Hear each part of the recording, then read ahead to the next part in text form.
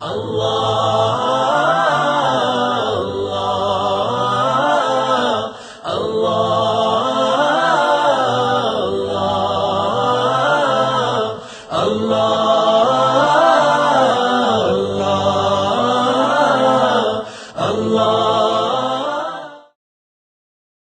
الله الرحمن الرحيم.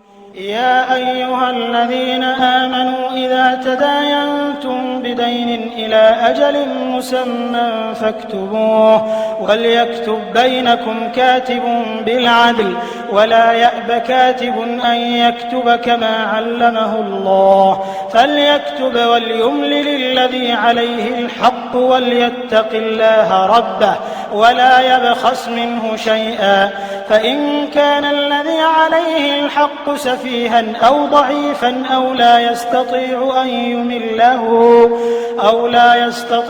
أن يمله فليملل وليه بالعدل واستشهدوا شهيدين من رجالكم فإن لم يكونا رجلين فرجل وامرأتان ممن ترضون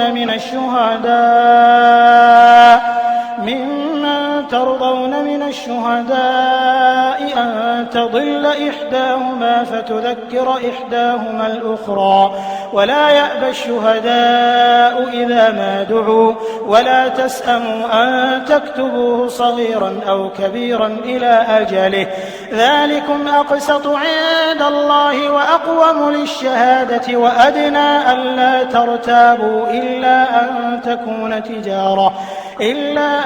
تكون تجارة حاضرة تديرونها بينكم فليس عليكم جناح ألا تكتبوها وأشهدوا إذا تبايعتم ولا يضار كاتب ولا شهيد وإن تفعلوا فإنه فسوق بكم واتقوا الله ويعلمكم الله والله بكل شيء عليم وإن كنتم على سفر ولم تجدوا كاتبا فرهان مقبوضة فإن أمن بعضكم بعضا فليؤدي الذي ائتمن أمانته وليتق الله ربه ولا تكتموا الشهادة ومن يكتمها فإنه آثم قلبه والله بما تعملون عليم لله ما في السماوات وما في الأرض وإن تبدوا ما في أنفسكم أو تخفوه يحاسبكم به الله فيغفر لمن يشاء ويعذب من يشاء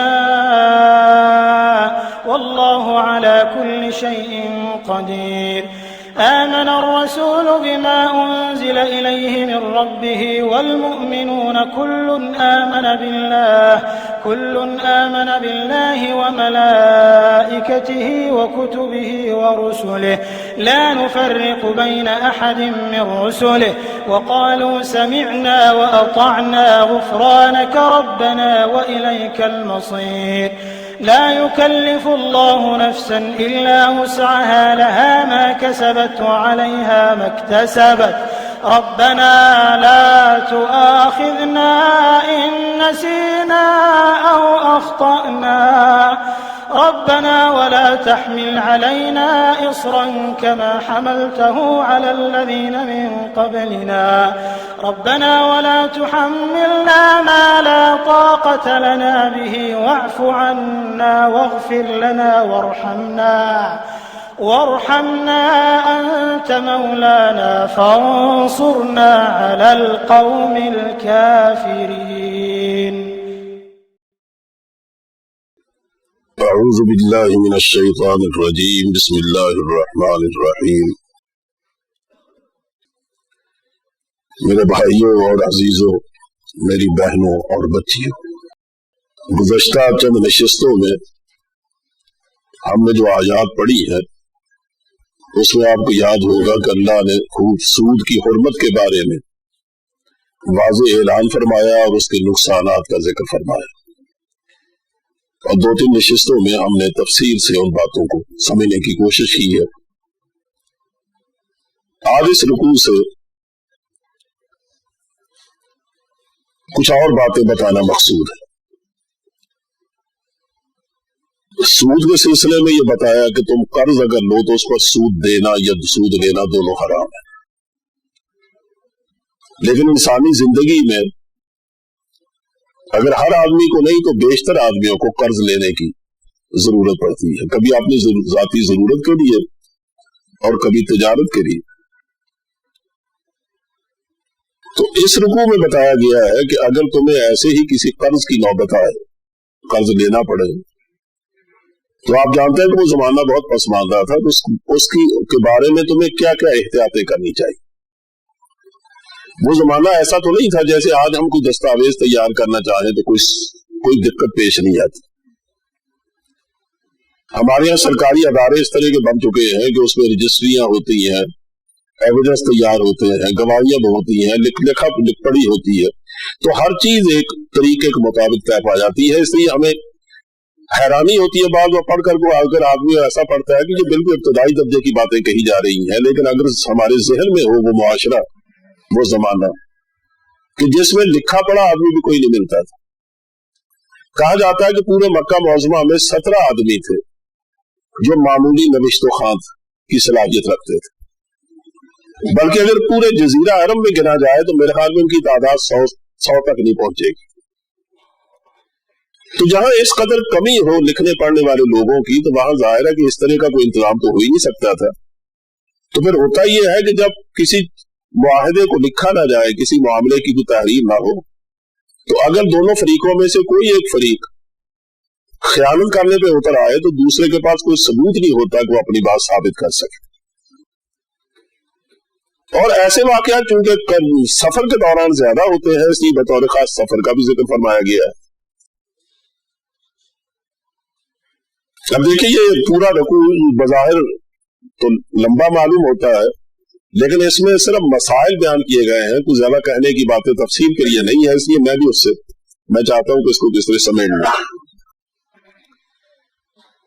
और एक और बात भी ज़हन में रहनी चाहिए, वो ये कि बावजूद इसके कि हमारे पास अब सारे सामान है, बड़ी सहूलतें हैं लिखने पढ़ने के, लेकिन एक कबाह तो हम में अब तक बाकी, वो ये कि मैंने अगर अपने किसी दोस्त के साथ कोई मामला किया है तो मैं भी और मेरा दोस्त भी इस बात को अच्छा नहीं समझेंगे कि हम आपस में लिखा पढ़ी करें। यानी मैंने उनसे कर्ज लिया तो वो मुझसे ये चाहे कि यहां लिख दीजिए कि आपने मुझसे इतना कर्ज लिया, यहां दस्तखत कर दीजिए, तो मैं समझूंगा कि इसका मतलब यह कि इनका मुझसे कोई ताल्लुक नहीं। या अगर हमने मुश्तरका को कारोबार किया है तो उसका कोई करारनामा लिखा जाए, हम इसको दोस्ती के खिलाफ समझते। यहां ये बातें भी बताई जा रही हैं कि ताल्लुकात अपनी जगह, लेकिन देखो इन मामलात में अगर तुम लिखा पढ़ी नहीं करते हो तो खुद कई दफे बहुत सारी मुश्किलात में फंस जाते। मैंने अपने एक दोस्त के साथ मिलकर एक मकान खरीदा, उसके बाद मैंने उसकी पूरी पेमेंट कर दी और कहा यह मकान अब मेरा हो गया, लेकिन लिखा पढ़ा कुछ नहीं। साल गुजर गए, कई साल गुजर गए, अचानक उनका हादसा हुआ, वो एट द स्पॉट खत्म हो गए। अब उसके बाद उनकी औलाद से वास्ता पड़ा तो मुश्किल पेश आई। इस तरह के वाकयात आप बीसियों नहीं सैकड़ों देखेंगे कि हमें खुद मुश्किलात पेश आती हैं, लेकिन हम फिर भी ये एहतियात नहीं करते, समझते हैं कि ये अपनी रिश्तेदारी या दोस्तदारी के खिलाफ बात है कि क्या आपस में मामला करता हुआ लिखा जाना चाहिए। कुरान की लिखने का हुक्म दे रहा है, तो अंदाजा फरमाए कि उस पसमानदा जमाने में भी किस कदर एहतियात की बातें जो आज की दुनिया को जिसकी जरूरत है उसकी हदायत दी गई। अब मैं नंबर 1, 2, 3 करके अर्ज करता हूं।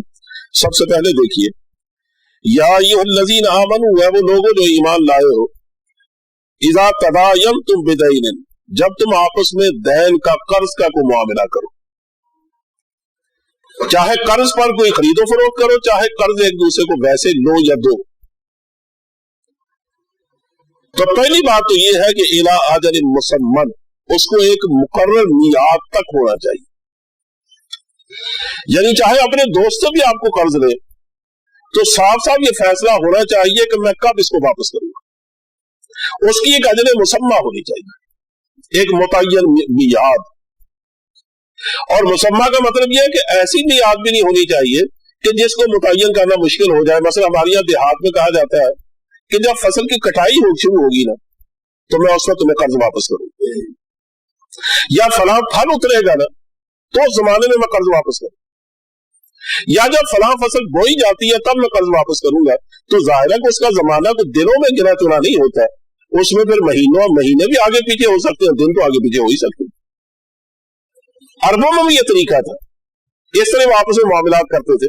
اسی یہاں فرمایا الی اجل مسمى، ایک متعین میعاد، مسمى کہتے ہیں متعین گنی ہوئی جس کا نام رکھا جا سکے، اور اجل ایک وقت کو کہتے ہیں، میعاد کو کہتے ہیں کہ جب آپس میں آپ قرض کا معاملہ کریں تو اس کو ایک متعین میعاد تک ہونا چاہیے، اس کو مقرر کریں کہ اس کی میعاد کیا ہوگی، کب مجھے اس کی ادائیگی کرنی.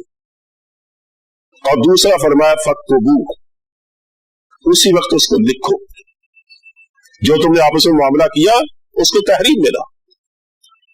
اب دیکھو یہ ان لوگوں کو کہا جا رہا ہے جن کو تحریر میں لانا، جیسے میں نے عرض کیا کہ آسان نہیں، ڈھونڈنے سے جا کر بڑی مشکل سے لکھا کوئی یہ آدمی اس قابل ملتا ہے کہ وہ تحریر لکھ سکے. لیکن اس کے باوجود حکم دیا جا رہا ہے کہ تم جب بھی کوئی معاملہ کرو تو متعین میعاد تک کرو اور پھر اس کو آپس میں لکھو.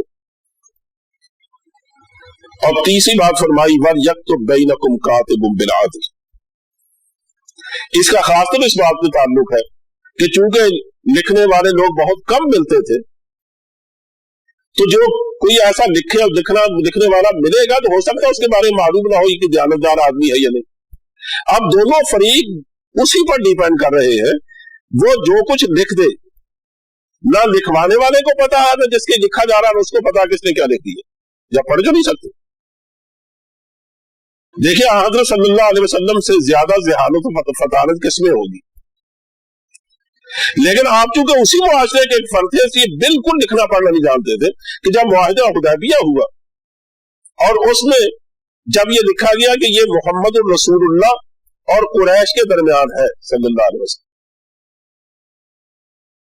تو جو ان کا سفیر تھا قریش کا، نے اعتراض کیا کہ اگر ہم آپ کو رسول اللہ جانتے تو پھر جھگڑا کس بات کا. اس لیے میں یہ نہیں لکھنے دوں گا کہ یہ محمد الرسول اللہ ہمارے درمیان ہے، بلکہ آپ لکھیے یہ محمد بن عبداللہ اور قریش کے درمیان یہ معاہدہ ہے. تو حضرت صلی اللہ علیہ وسلم نے حضرت مغیرہ بھی روایات میں آتا اور حضرت علی بھی معلوم تھا یہ دونوں لکھنے والے تھے، تو ان سے فرمایا کہ تم رسول اللہ کا لفظ مٹا کر عبداللہ لکھو، اور یہ بھی فرمایا کہ میں تو خیر اللہ کا رسول ہوں، اس میں تو شبہ ہی نہیں ہے، لیکن تم اس پر جھگڑا کھڑا کرتے ہو تو ہم اتنی بات پہ جھگڑا نہیں کرنے دیں گے. تو آپ نے جب ان کو حکم دیا کہ تم مٹاؤ تو انہوں نے کہا حضور ایمان کا تقاضا یہ ہے کہ ہم یہ حرکت نہ کریں، ہم سے نہیں ہو سکے گی، ہم کیسے مٹائیں. تو آپ نے کہا کہ اچھا مجھے انگلی رکھ کر بتاؤ کہ رسول اللہ کہاں لکھا ہوگا. چنانچہ جب آپ کو انگلی رکھ کر بتایا گیا کہ یہ ہے رسول اللہ تو آپ نے خود اپنے ہاتھ سے مٹایا.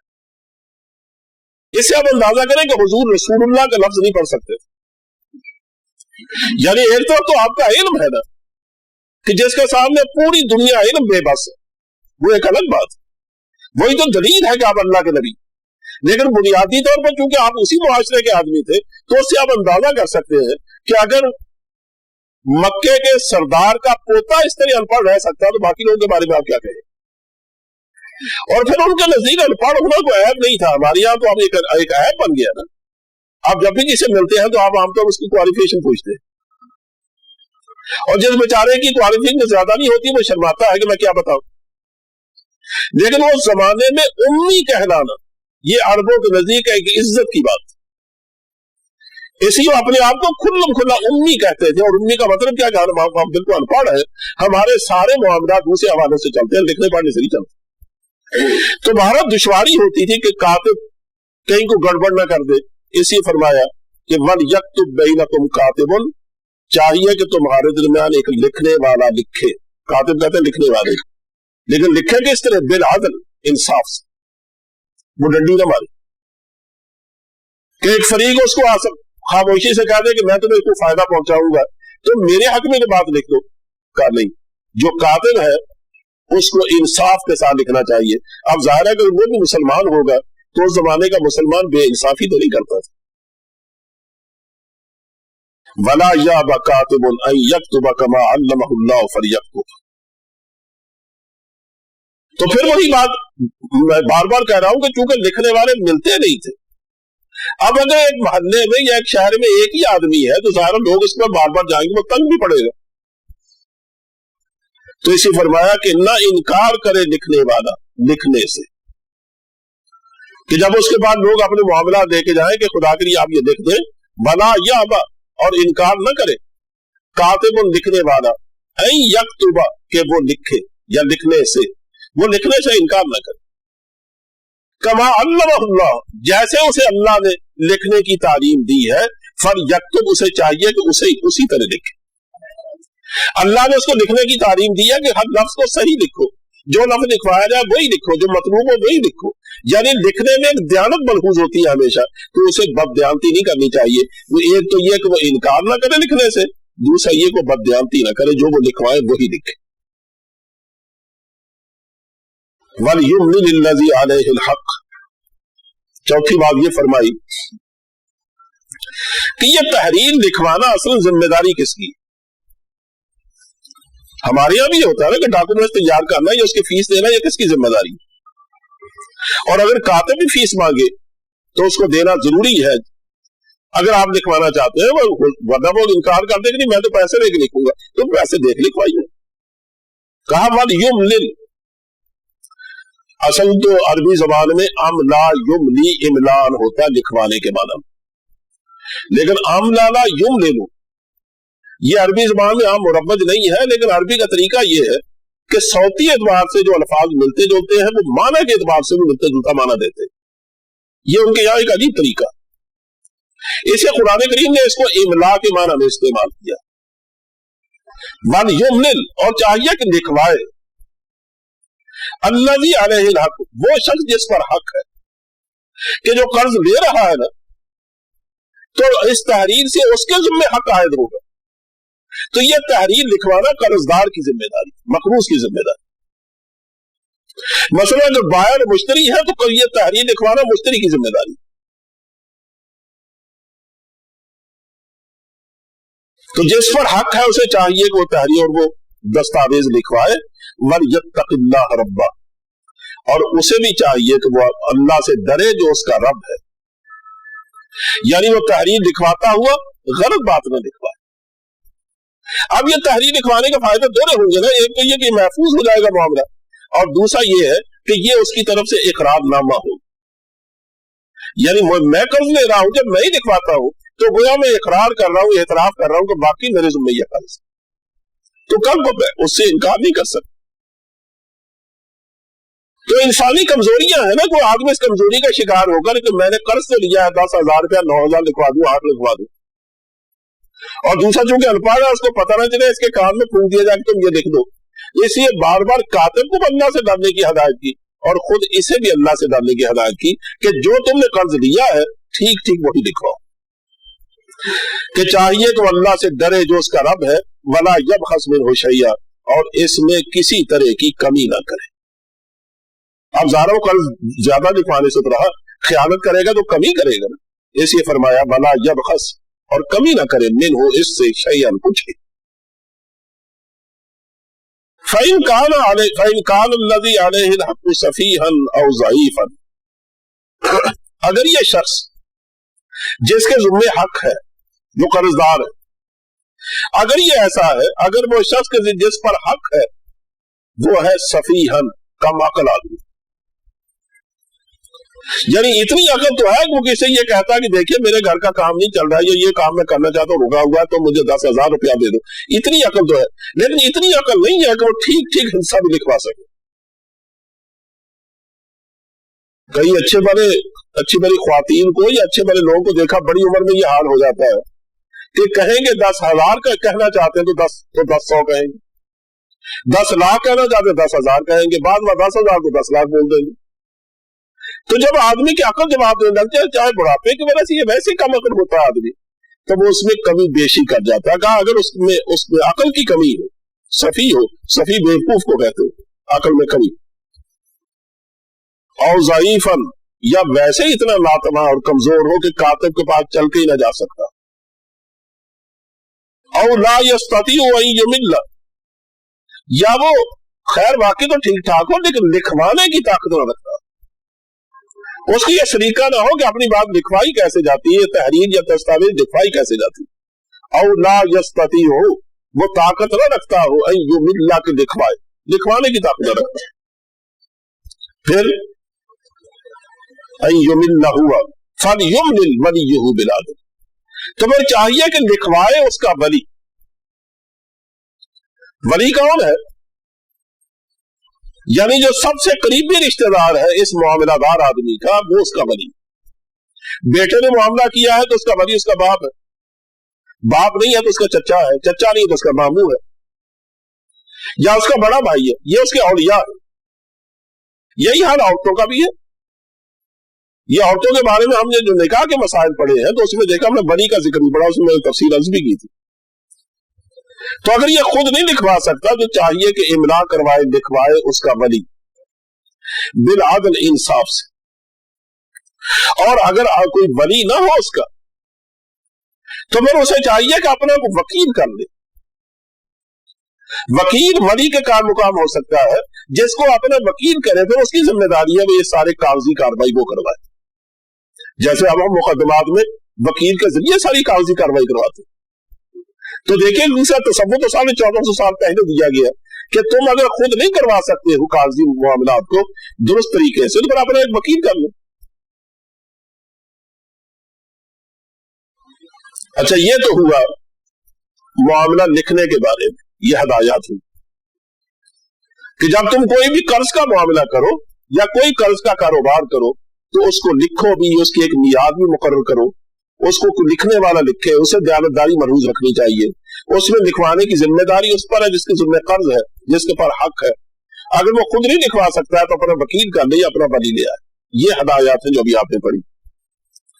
लेकिन उसके साथ साथ फरमाया कि अदालत में अगरचे अहमियत है दस्तावेज की, लेकिन आज की अदालतों में भी, आज के कानून में भी और शरीयत के कानून में भी फैसला कुल अहमियत तहरीर को नहीं है।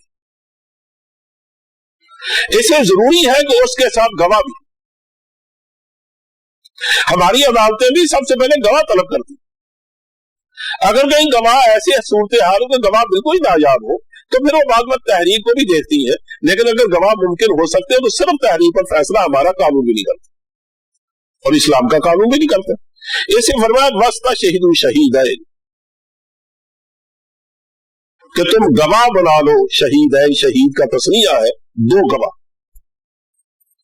हुदूद में अल्लाह ने 4 गवाहों का हुक्म दिया।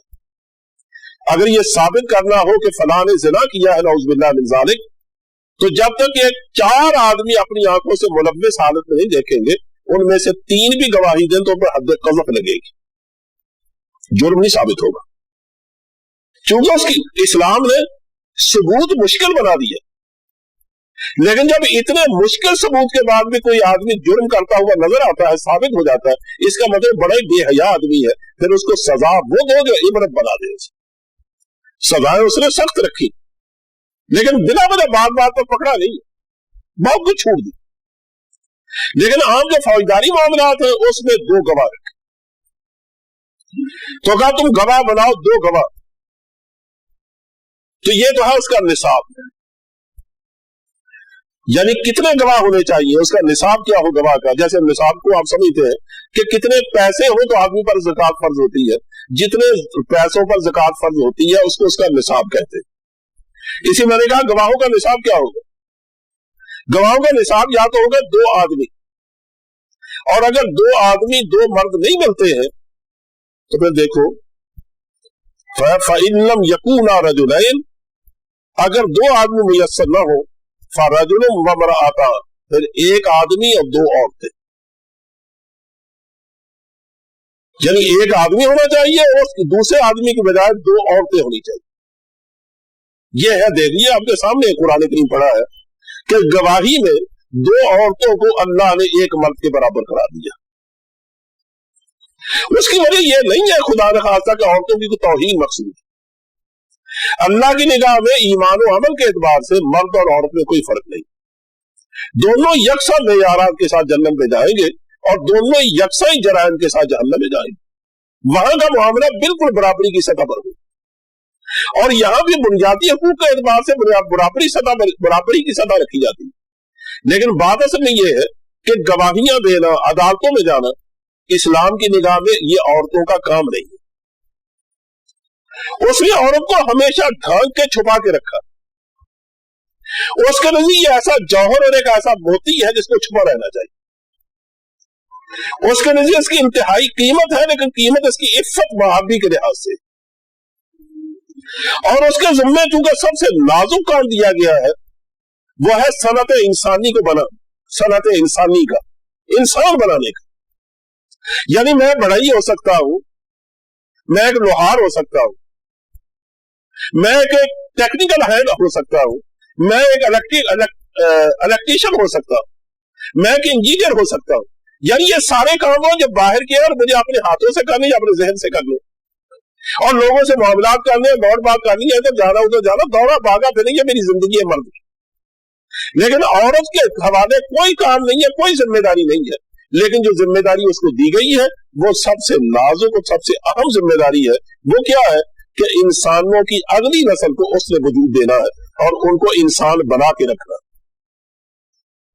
یعنی مسلمان قوم کبھی یہ اس وقت نہیں ہاری، کبھی اس نے شکست نہیں کھائی اگر اس کے پاس سیرت و کردار کا سرمایہ۔ اسباب کی دنیا میں کمی اس کے پاس ہمیشہ رہی ہے، لیکن اس کی وجہ سے اس نے شکست کبھی نہیں کھائی۔ شکست جب بھی کھائی ہے تو اس وقت کھائی ہے جب اس کے پاس ایمان و عمل میں اور سیرت و کردار میں، اللہ پر بھروسہ کرنے میں، اس پر توکل کرنے میں، اس کی شریعت کے اتباع میں اس نے کمزوریاں دکھائی ہے، تب اس کو ہمیشہ اس طرح کی چوٹ لگی۔ اور یہ کمزوریاں اس میں کب پیدا ہوتی ہیں؟ میں اس کو حتمی رائے سمجھتا ہوں کہ یہ اس میں تب پیدا ہوتی ہے جب ماں اس کی صحیح تربیت نہیں کرتی۔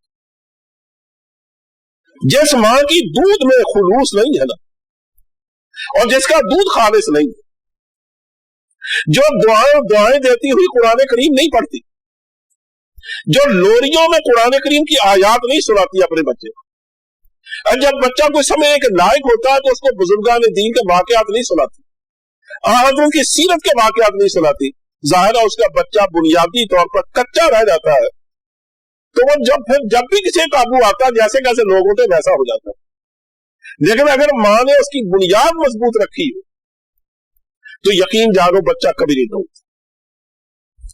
اس لیے جس قوم کو بھی آپ دیکھیں گے نا وہ قوم بہت بڑی ہے، تو یہ کہنے میں کوئی دوسری بات نہیں ہے کہ اس کا مطلب ہے ان کی ماں اچھی۔ نپولین نے غلط نہیں کہا تھا، انہوں نے کہا تو مجھے اچھی ماں دو، میں تمہیں اچھی قوم دوں۔ یہ سب سے پہلی بات اسلام نے سمجھی، اس لیے اس نے ماں کا درجہ دے کر باپ سے اس کو 3 گنا بڑھا دیا، لیکن اس پر ذمہ داری تھی نازک ڈالی ہے کہ جس کی انتہا کوئی۔ میں پہلے بھی شاید انتباہ کر چکا ہوں کہ شیخ عبدالقادر جیلانی رحمۃ اللہ علیہ کے بارے میں جب ان کی سیرت و کردار کو لوگوں نے حیران ہو کے دیکھا کہ بچپن میں لڑکپن میں کتنا صالح نوجوان ہے یا کتنا صالح اور پیارا بچہ ہے، تو ان کی والدہ سے کسی نے کہا کہ عبدالقادر ماشاءاللہ بڑا ہی ہو رہا، فرمایا اس کی کیا خوبی ہے، میں نے جب بھی اس کو دودھ پلایا کبھی بے وضو نہیں پلایا تھا۔ یہ پاک پٹن والے بزرگ ہیں، بابا فرید الدین گنج شکر رحمۃ اللہ علیہ۔ کہا جاتا ہے ان کے حالات میں، میرا خیال ہے بات ایسا بھی نہیں کوئی غلط ایک مانی جا سکتی ہے، یہ بات ممکن ہے کہ جب انہیں بولنا شروع کیا پتا چلا کہ وہ 15 پارے کے حافظ، اور وہ 15 پارے ان کے ذہن میں کہاں سے آئے؟ ماں نے بتایا کہ یہ چھوٹا سا بچہ تھا، میرا دودھ پیتا، میں گوریاں دیتی، اس کو اپنے گود میں رکھ بٹھا لیتی، اور پھر میں روز چونکہ آٹا پیسی وہی گھر میں پکتا تھا، تو کہا 15 پارے کی میں حافظ تھی، روزانہ یہ میرا بچہ 15 پارے سنتا تھا، اللہ نے اس کے ذہن میں منتقل کر دی۔ حضرت اسماعیل علیہ السلام نے جس طرح صالح فرزند ہونے کا ثبوت دیا، اقبال وہاں حیران ہو کر پوچھتا ہے کہ یہ فیضان نظر تھا یا کہ مکتب کی کرامت تھی؟ کیا اس کو سکول نے سکھائی تھی یہ باتیں کہ باپ اگر جان دینے کے لیے کہتے تیار ہو جا؟ کہا یہ فیضان نظر تھا یا کہ مکتب کی کرامت تھی، سکھائے کس نے اسماعیل کو آداب فرزند؟ تو چونکہ یہ بڑی نازک ذمہ داری ہے عورت پر جو ڈالی ہے شریعت، اسی پر کسی اور معاملے میں اس کو الجھانا نہیں چاہتا۔ تو ہوتا یہ ہے کہ جب ایک آدمی ایک ایسا کام اس کے گلے پڑ جائے جس کا اسے تجربہ نہ ہو، تو وہ جب اس ادارے میں داخل ہوگا اس کام کو انجام دینے کے لیے تو यकीनन उसका हाफजा साथ छोड़ जाए, वो घबरा जाएगा, कंफ्यूज हो जाए। औरतें चूंकि अदालतों में जाने की आदि नहीं होती और इस्लाम नहीं चाहता कि वो जाए, लेकिन कभी अगर उनको गवाह बना ही दिया जाए कि मर्द गवाह न मिले, तो वो जब ज़ाहिर काजी के सामने जाएगी तो यकीन कंफ्यूज हो जाएगी। इसलिए फरमाया कि उनको एक की बजाय दो रखो, और उसकी वजह भी बयान फरमाई कि अन तज़िल्ला इहदाहुमा फतुज़क्किर इहदाहुमा अल-उखरा, कि उनमें से एक भूल जाए तो दूसरी उसको याद दिला दे। कैसा वाकया क्या? तो दिलचस्प वाकया इमाम शाफी रहमतुल्लाह अलैह की वालिदा माजिदा का, कि ऐसे किसी मामले में उनको बतौर गवाह जाना पड़ा अदालत में। तो ज़ाहिर दो औरतें थी, एक मर्द और दो औरतें, तो उनमें से एक इमाम साहब की वालिदा थी। तो जब अदालत में गवाही देने के लिए गई ना, दोनों औरतें गई, तो काजी साहब ने कहा कि मैं तो आपसे दोनों औरतों से अलग अलग गवाही दूं, कि एक बाहर बैठे दूसरे मेरे सामने गवाही दे, वो गवाही मुकम्मल करे तो दूसरी खातून आए। इमाम शाफी रहमतुल्लाह की वालिदा ने फरमाया कि मैं तो अलग गवाही नहीं दूं, मैं तो अपनी बहन के साथ दूं, दूसरी खातून के साथ। उन्होंने कहा क्यों? उन्होंने कहा कुरान करीम ने जो एक मर्द के बराबर दो औरतों को गवाही के लिए रखा है, तो ये उसकी वजह ये बयान फरमाई है कि उनमें से एक भूल सकती, तो एक भूले तो दूसरी याद दिला दे। हम दोनों इकट्ठी होंगी ना, तो एक भूलेगी तो दूसरी याद दिलाएगी, और अगर अलग अलग होगी मुझे क्या पता वो भूली कि नहीं भूली, और उसको क्या पता कि मैंने गलती की है या नहीं की। कुरान तो कहता है कि हम इकट्ठी गवाही दें ताकि एक दूसरे को याद दिला सके। तो बहरहाल इसका निसाब क्या हुआ? दो मर्द और या एक मर्द और दो औरतें, ये है निसाब गवाही का। फिर ये गवाह होना कैसे चाहिए, उनकी सिफात क्या, उसके बारे में फरमाया। एक तो फरमाया निर्रिजालिकुम, वो तुम्हारे मर्दों में से होने चाहिए। क्या मतलब? तुम्हारे मर्दों में से यानी उनको मुसलमान होना चाहिए, अच्छा मुसलमान, अच्छे सीरत व किरदार का आदमी। एक तो ये, और दूसरी बात फरमाई आगे चलकर मिम्मन तरज़ौना मिन अश-शुहदा, वो गवाह उन लोगों में से हो जिनको गवाहों में से तुम पसंद करते। अब ज़ाहिर है जब आदमी पसंद करता है किसी गवाह को बतौर मुसलमान के, तो वो पसंद में क्या चीज देखता है कि उसको इंतहाई दयानतदार होना चाहिए, उसको शरीयत का पाबंद होना चाहिए, उसको कबायर का मुर्तकब नहीं होना चाहिए, उसकी शोहरत बुरी नहीं होनी चाहिए।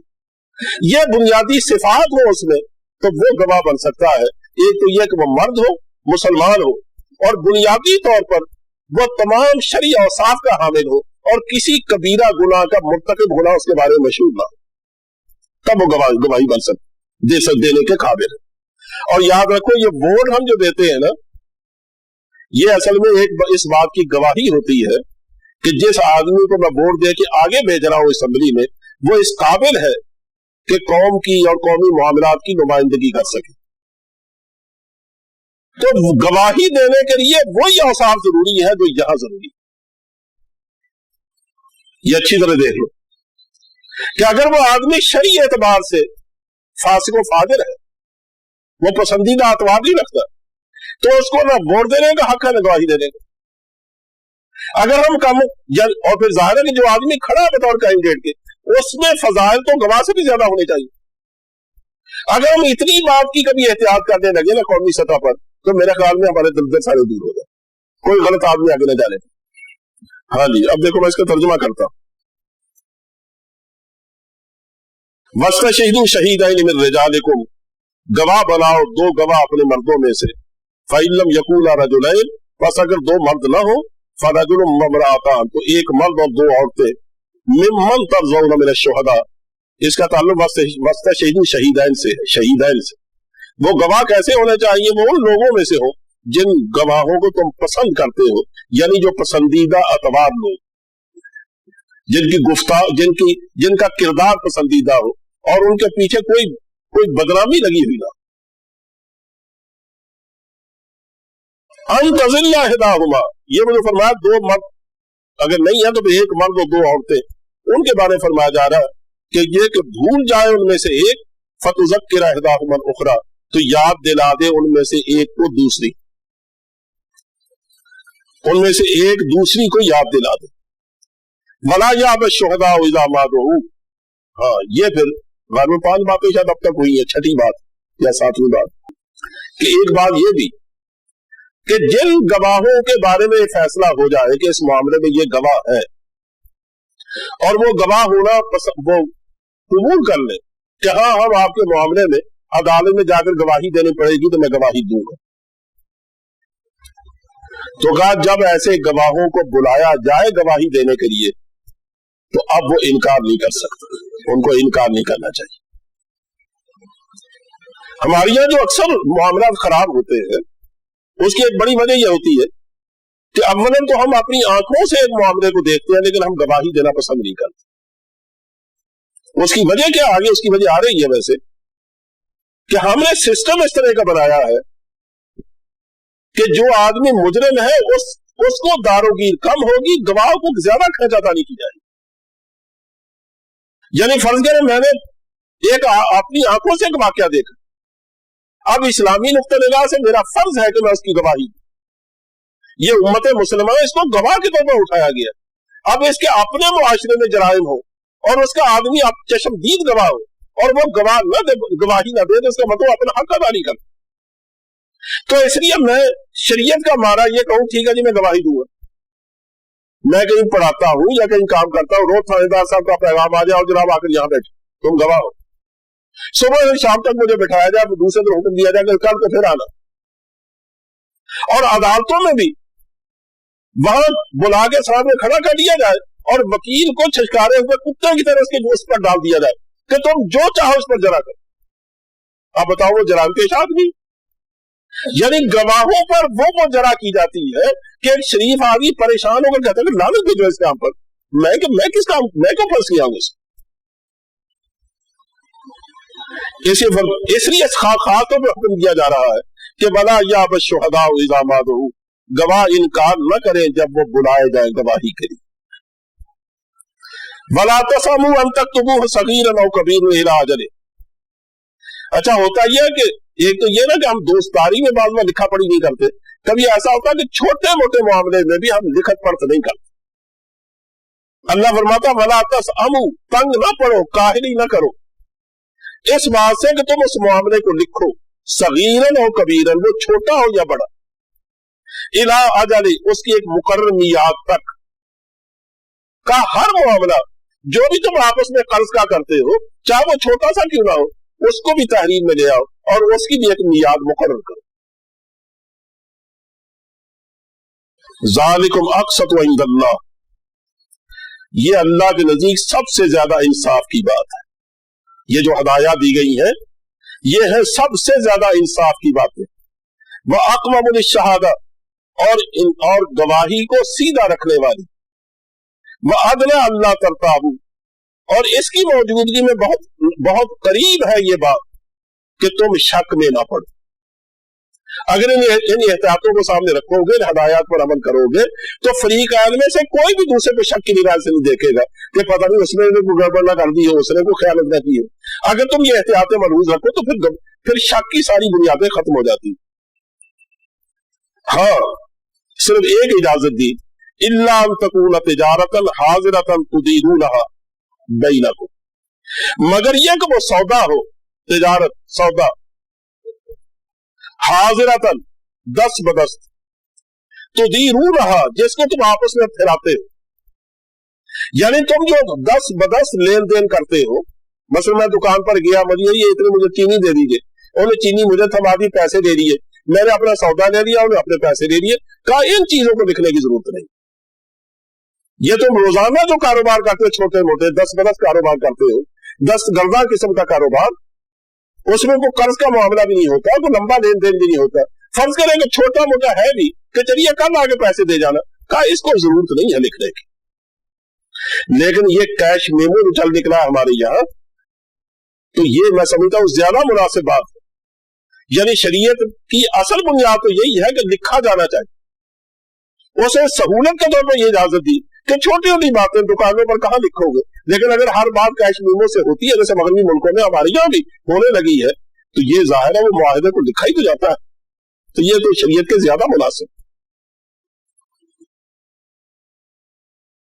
फलैसा अलैकुम जुनाहुन अल्ला तक्तुबूहा, तो इस तरह के 10 बरस कारोबार में तुम पर कोई गुनाह नहीं है तुम उसे ना लिखो। व अशहिदू इज़ा तबायातुम, लेकिन जब कोई अहम मामला करो तो फिर जरूर गवाह बनाओ, आप उसमें गवाह ठहराओ। वला युज़ार कातिबुम वला शहीद, ये जो बात अभी मैं कह रहा था कि हमारा सिस्टम ऐसा बन गया है कि हमारी पुलिस भी और हमारी अदालतें भी उतना परेशान जुर्म जिसने किया है या जो मुलज़म है जिस पर इल्जाम लगा है उसे नहीं करती जितना गवाह को करती। और अगर इस मामले में कोई डॉक्यूमेंट्री सबूत भी है, कोई दस्तावेज है, तो उसमें लिखने वाले को पकड़ लिया जाता है। तुम बताओ तुमने ये क्यों लिखा। कभी तो इस तरह तंग किया जाता है और कभी इस तरह तंग किया जाता है कि एक आदमी कत्ल हो गया और एक आदमी ने अपनी आंखों से उसे कातिल को कत्ल करते देखा। अब वो अदालत में जाकर गवाही देना चाहता है कि जनाब ये है कातिल जिनको मैंने अपनी आंखों से देखा।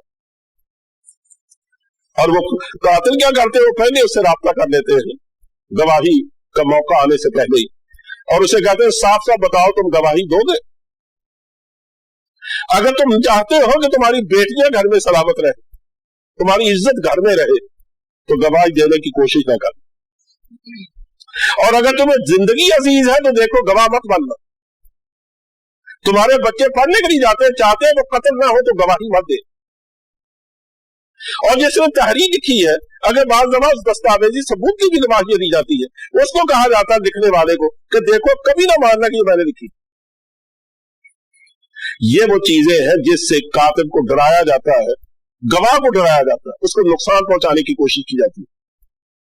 अगर जो फुक़हा ने इसमें और भी कुछ बातें शामिल की, वो फरमाते हैं कि कातिल अपनी किताबत अपनी तहरीर का मुआवजा मांगता है और लिखवाने वाला नहीं देता, ये भी उसको नुकसान पहुंचाने के बराबर है। इसे गवाह उसने मुरव्वत में आकर या अखलाक में आकर कह दिया कि हमें गवाही दूंगा, लेकिन होता यह है कि वो मसलन वहां से कहीं दूर रहता है, जब गवाही के लिए लंबा सफर करके आता है तो जिसके हक में वो गवाही देने जा रहा है वो उसको किराया तक नहीं देता। कहा इस तरह भी नुकसान न पहुंचाओगे। ये देखो, वला युज़ार कातिबुन, और न ईजा पहुंचाई जाए, न नुकसान पहुंचाया जाए कातिब, वला शहीद, न गवाह, कि किसी तरीके से भी कातिल को न डराया धमकाया जाए, न उनको माली नुकसान पहुंचाया जाए। और यही हाल गवाह का है, उसको यानी खुले दिल से आजादी के साथ गवाही देने और आने जाने की सहूलत होनी चाहिए। वो कहीं महसूस न करे कि मुझ पर दबाव डाला जा रहा। ये जो हदायत है ये दो तरफा है।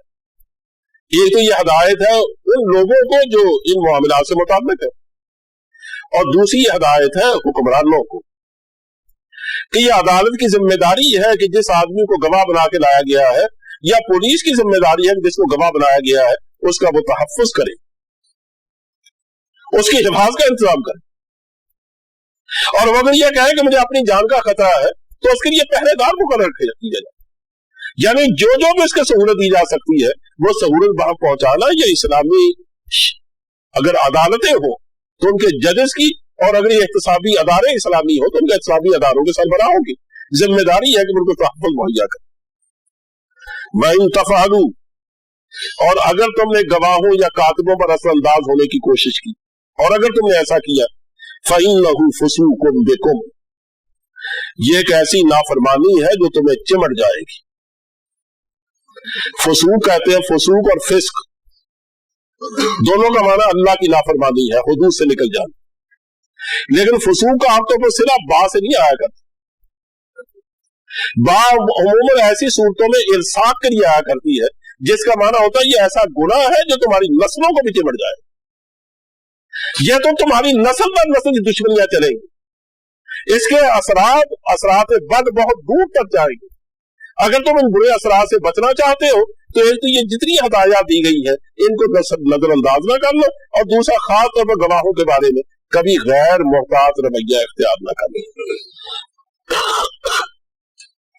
वत्तकुल्लाह, और अल्लाह से डरो। वयुअल्लिमुकुमुल्लाह, वो तुम्हें सिखा रहा है, तालीम दे रहा है तुम्हें अल्लाह कि जिंदगी गुजारना भी एक हुनर है। जिंदगी किस तरह गुजारनी। वल्लाहु बिकुल्लि शैइन अलीम, और अल्लाह हर चीज को जानने वाला। व इन कुंतुम अला सफरिन व लम तजिदू कातिबन फरिहानुम महबूजा। इस आयत में एक और मसला बयान किया जा रहा है, वो ये कि मैं बार बार अर्ज कर चुका हूं कि उस जमाने में आबादियों में भी गवाहों का पढ़ी करना या लिखने पढ़ने का सामान का मिल जाना, लिखने वाले आदमी का मिल जाना कामयाब था। तो सफर में भी ये कामयाबी नायाबी की हद तक बढ़ जाती, कहां मिलता था कुछ। इसलिए सफर में अगर फर्ज करे आपस में कर्ज का मामला हुआ तो वहां इसके तहफ्फुज की सूरत क्या। लेकिन हमारे फुकाहा के इस बात पर इत्तेफाक है, क्योंकि अहादीस से इसका इत्तेफाक मालूम होता है कि ये मामला यूं तो सफर में तो ज्यादा पेश आ सकता है, लेकिन सफर इसके लिए शर्त नहीं। बल्कि अगर कहीं हाजर में भी, यानी अपने शहरों में रहते हुए भी ऐसी सूरत हाल पेश आती है कि ये लिखने पढ़ने के इम्कानात नहीं है, और ये ऐसा है कि जिसके साथ मामला हो रहा है वो आदमी ये कहता है कि देखो, एक सूरत तो ये है ना कि तुम मुझे एतमाद देने के लिए इस मामले को लिखो और गवाह काम करो, और दूसरी सूरत ये है कि गवाहियां भी हो, लिखा पढ़ी भी हो, मैं तब भी एतमाद नहीं करता। मैं तो इस शक्ल में तुम्हें कर्ज दूंगा कि तुम अपनी कोई चीज मेरे हाथ में रहन रखो। तो अगर कर्ज देने वाला इतना खसीस आदमी है कि वो रहन रखे बगैर कर्ज नहीं देता, तो चाहे मामला सफर का हो चाहे हजर का, दोनों सूरतों में इस्लाम ने इसकी इजाजत दी है। लेकिन इस्लाम इसको पसंद नहीं करता। वो कहता मुसलमान को तो मुसलमान का खैर खा होना चाहिए, और जिस आदमी के अंदर खैर खाही के जज्बात दूसरे मुसलमान भाई के नहीं है, तो इसका मतलब उसके अंदर इस्लाम में कमी है। इसलिए वो जब देखता है कि एक मुसलमान को कर्ज चाहिए, और चलिए तुम्हें अगर दूर दराज अंदेशे हैं कि कहीं ये मारी ना दे मेरा कर्ज, तो ठीक है लिखा पढ़ी कर लो, लेकिन इसकी मौजूदगी में तुम ये कहो कि नहीं मैं तो नहीं दूंगा ताबत में मेरे हाथ में को रहन न रखो, तो कहा ये एक जरूरत के तहत इसकी इजाजत तो है, लेकिन ये पसंदीदा बात नहीं। लेकिन मैं फिर ये बात दोहरा रहा हूं कि हज़रत सल्लल्लाहु अलैहि वसल्लम ने अपनी मदीने की जिंदगी में, सफर में नहीं, मदीने की जिंदगी में खुद आपने रहन रख कर कर्ज लिए। यह आपको ताज्जुब होगा कि हालात इतने सख्त थे कि हज़रत सल्लल्लाहु अलैहि वसल्लम को घर के लिए, खाने के लिए जौ लेने पड़े किसी यहूदी से, तो उसके पास आपने अपनी ज़रा कर्ज रहन के तौर पर रखी। यह हदीस से साबित है, तमाम हदीस की किताबों में इसका जिक्र किया। इसका मतलब यह कि सफर के अलावा भी ये जायज, लेकिन ये यहूदी था ना, ज़ाहिर वो इत्मीनान कैसे करता। तो मुसलमानों को भी अगर ऐसी सूरत से दो चार होना पड़े, आपस में वो इत्मीनान उठ जाए, तो रहन रख सकते हैं। लेकिन उसके बारे में यह बात याद रखिए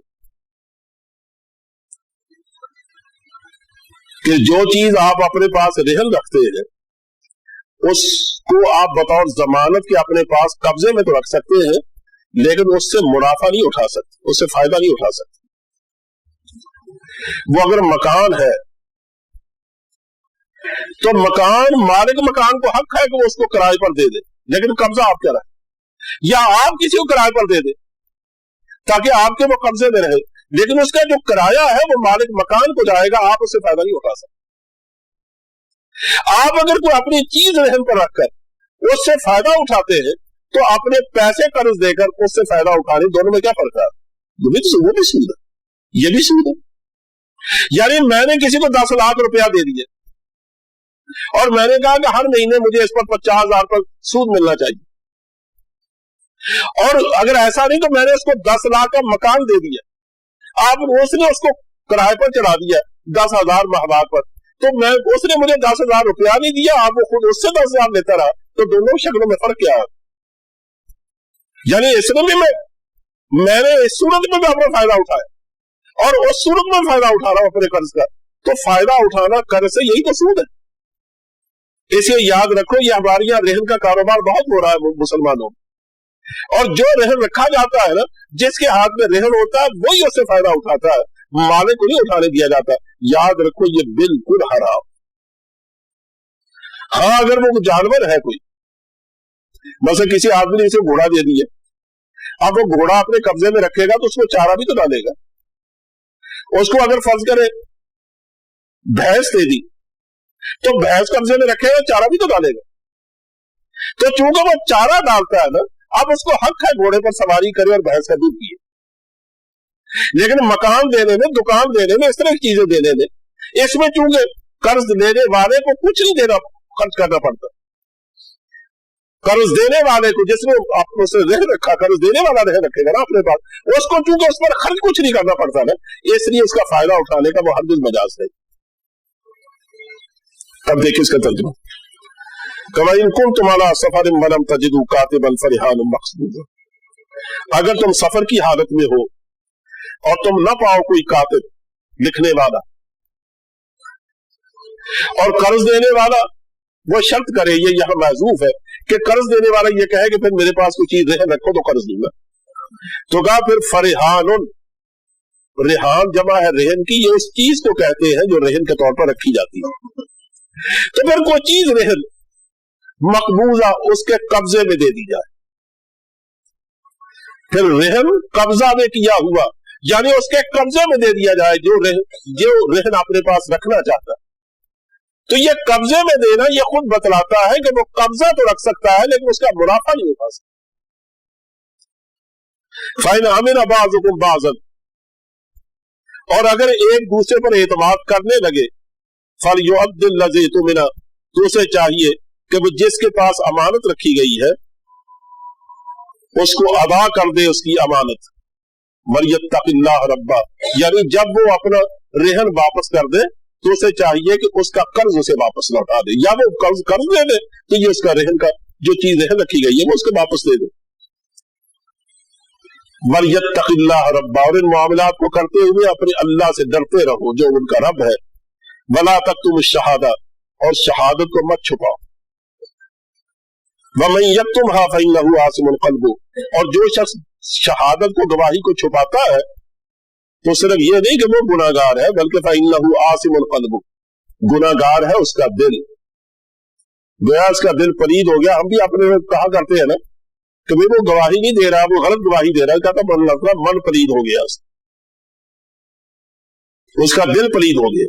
कहा उसका दिल गुनाहगार है, यानी उसके दिल में जब माल और दौलत की मोहब्बत उतर जाती है तो उसमें फिर वो दयानत को छोड़ देता है, तो खबासत उसके दिल तक उतर जाती है। वल्लाहु बिमा तामलून अलीम, और अल्लाह उस चीज को जो तुम करते हो जानने वाला है। तुम इन मामलात में जो कमी बेशी करोगे, तमाम हदायत तो दे दी गई, लेकिन इसके बावजूद भी अगर तुम कमी बेशी करोगे तो फिर इसी दुनिया में तो नहीं बैठ रहना, अल्लाह के पास भी तो जाना। वो जानने वाला है तो अपने इल्म के मुताबिक तुमसे बाज़पुर्स करेगा और सजा देगा। लिल्लाहि मा फिस समावाति व मा फिल अर्ज़ व इन तुब्दू मा फी अनफुसिकुम औ तुख्फूहु युहासिबकुम बिहिल्लाह फयग़फ़िरु लिमन यशाअ व युअज़्ज़िबु मन यशाअ वल्लाहु अला कुल्लि शैइन क़दीर। ये सूरह बकरा का आखिरी रुकू है, और इसमें यूं समझिए कि सूरह बकरा में जितनी तालीमात दी गई है या जो असासी उसूल है इस्लामी जिंदगी के या इस्लाम के, उन तमाम को दोहरा दिया गया है, लेकिन बहुत समेट कर ईजाज के साथ। इस्लाम का जो बुनियादी उसूल है जिस पर फिर इमारत खड़ी होती है इस्लाम की, वो बुनियादी उसूल क्या है कि जमीन और आसमान में जो कुछ है वो अल्लाह की मलकियत है। मैं, आप और कायनात की एक चीज, हम सब उसके ममलूक है। अल्लाह हमारा मालिक है और हमारा आका है, हम उसके गुलाम। अब ये जो तसव्वुर है इसी से बंदगी फूटती कि अगर मैं इस बात को कबूल कर लूं कि अल्लाह मेरा आका है, वो मालिक है मेरा, मैं उसकी मिल्क हूं, ममलूक हूं उसका, मैं उसका गुलाम हूं, तो फिर जाहिर है कि मेरा उससे जो ताल्लुक है वो बंदगी का ताल्लुक है। वो मेरा इलाह है, मैं उसका बंदा हूं। तो बंदे का काम, गुलाम का काम क्या होता है? अपने आका की खिदमत बजा लाना, उसके हर हुक्म की तामील करना, उसकी आकाई में किसी को शरीक न करना, उसके हुक्म के मुकाबले में किसी के हुक्म को तरजीह न देना, उससे हमेशा वफादार रहना और अपनी जिंदगी उसके हवाले कर देना, उसके फैसलों को हतमी जानना, ये है गुलामी के आदाब। इसी को बंदगी कहते हैं। और ये कहां से पूछते हैं? इस बात से कि हर चीज का मालिक अल्लाह है, मेरा और आपका मालिक भी अल्लाह है, जब मैं उसकी ममलूक, उसकी मलकियत हूं, तो ज़ाहिर है उसका हुक्म मुझ पर चलना चाहिए। किसी और को कोई हक नहीं है कि मुझ पर अपना हुक्म चलाए, हत्ता कि मुझे भी कोई हक नहीं है कि मैं अपनी जिस्म और जान पर अपना हुक्म चलाऊं। तो देख लो, ये बुनियाद है और इसी को तौहीद कहते हैं। इसी तौहीद से सूरह बकरा का आगाज हुआ था, उसी तौहीद पर सूरह बकरा का इख्तिताम हो रहा है। तो लिल्लाहि मा फिस समावाति व मा फिल अर्ज़, अल्लाह ही के लिए है जो कुछ आसमानों में है और जो जमीन में है। हर चीज का वो मालिक है, वही आका है, वही आप हमारा माबूद है, वही हमारा राज़िक है, वही हमारा खालिक है, वही सब कुछ है और हम सब कुछ उसके हैं ममलूक होने के एतबार से। अब जहां जाहिर है कि जब हमारा आका है और हमारी जिंदगी में रहनुमाई वही देता है, तो उसे हमें रसूल भेजे, रहनुमाई मुहैया की कि तुम किस तरह जिंदगी गुजारो।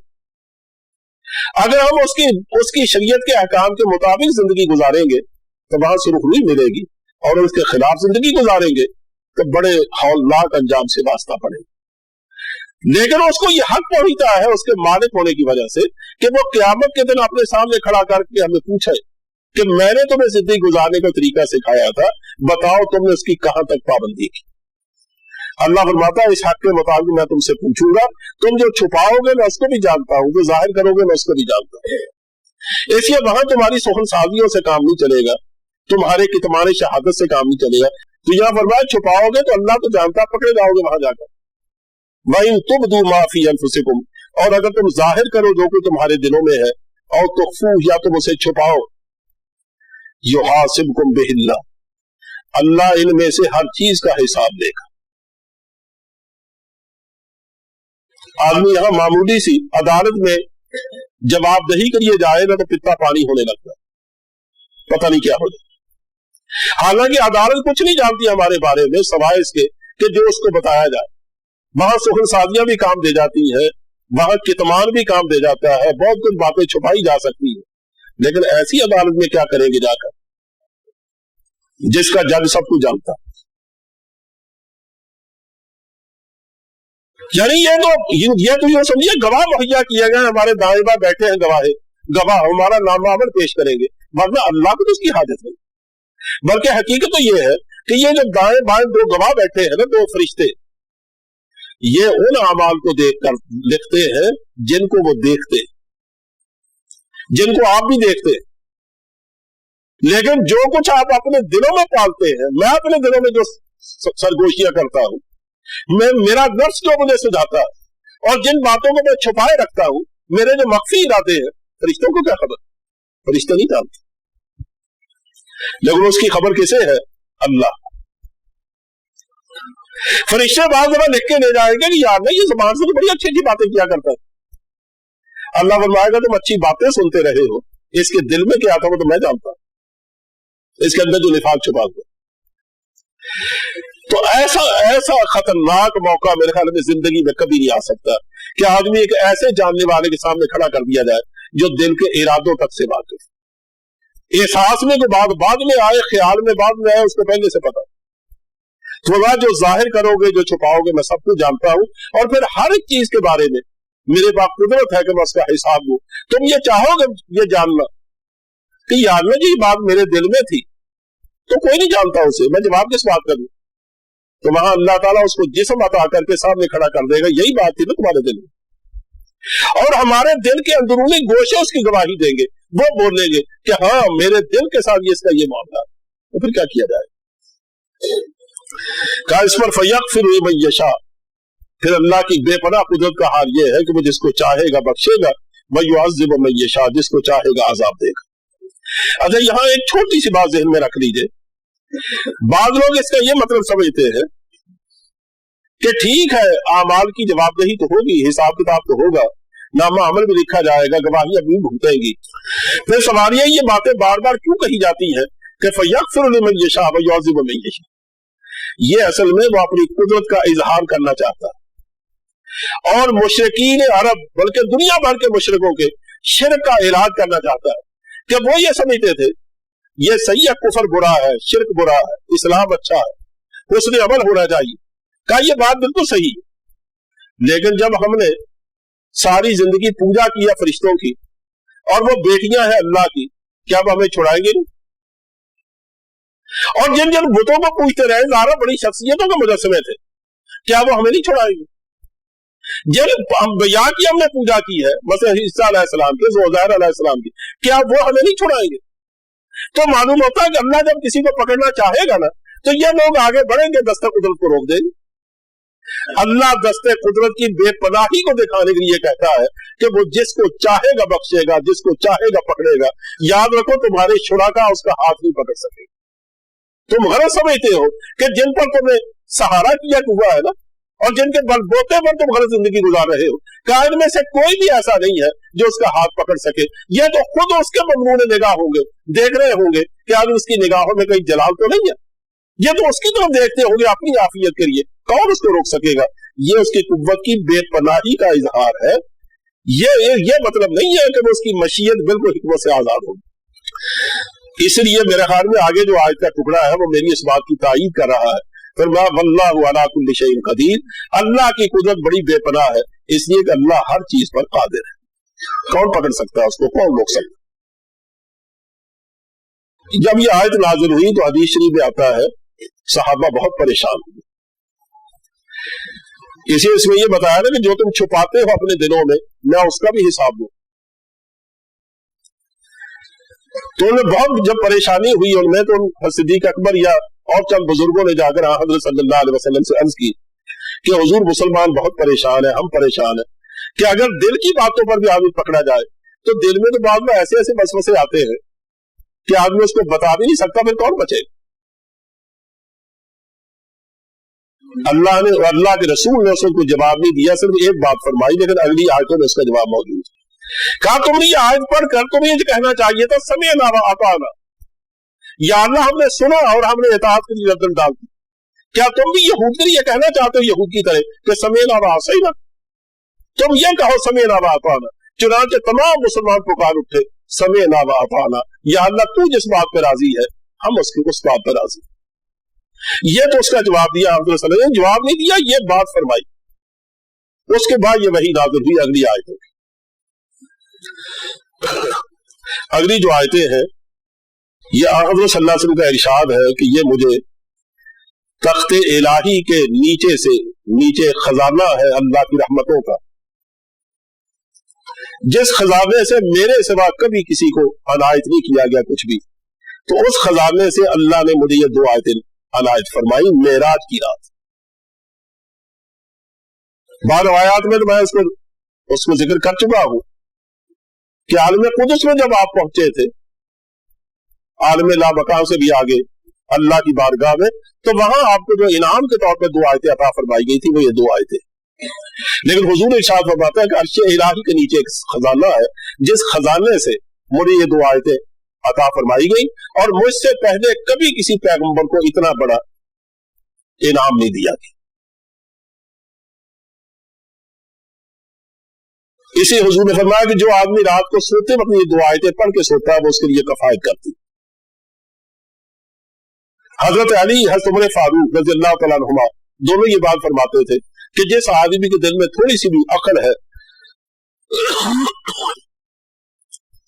तो उससे ये बात बहुत बाईद है कि वो सोने से पहले इन दो आयतों की तलावत न करे।